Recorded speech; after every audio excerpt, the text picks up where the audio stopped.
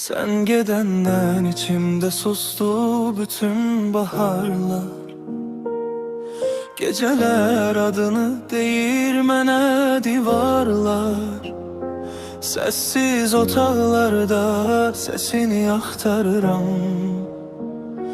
Her gece yokluğunla yeniden yaşayıram.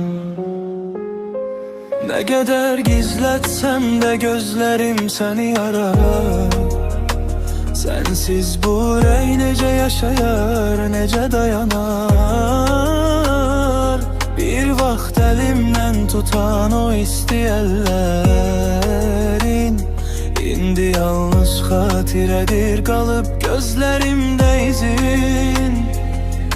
Küçələr tanışdı ama sen yoksan. Hər addımda xatirələr